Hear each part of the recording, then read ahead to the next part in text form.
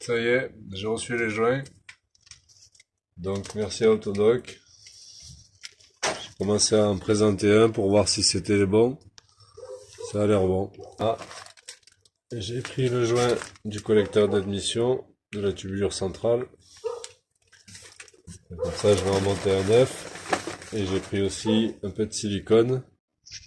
Alors, petite technique avant d'arriver avec le cache-culbuteur. Attachez tous les câbles et les durites qui vous gênent d'un côté et de l'autre en hauteur pour avoir la place de passer à l'aise. Bon, perso, j'ai présenté le cache là et j'ai vu qu'en fait le cordon là il était un peu faible. Donc j'en ai rajouté un petit peu parce que vraiment le joint comme il est plus épais, bon ça risque trop rien.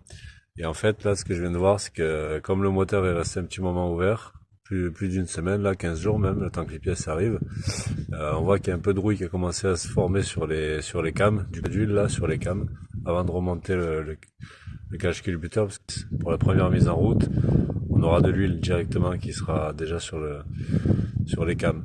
Attention à pas trop en mettre, que le niveau déborde pas, que le niveau soit pas excédent au niveau du carter.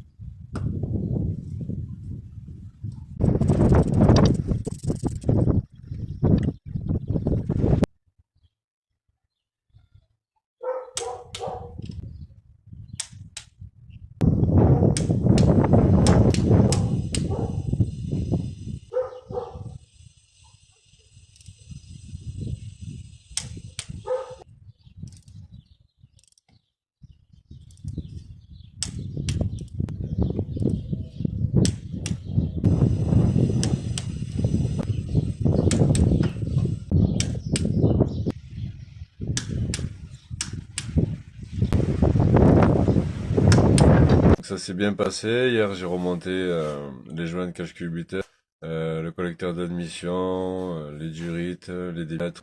Je suis allé faire un tour. Il faut juste prévoir 15 heures de mécanique à peu près pour démonter et remonter. Parce que moi, j'ai fait en plus le collecteur d'admission, le nettoyage des admissions des soupapes. Vous le verrez sur la vidéo.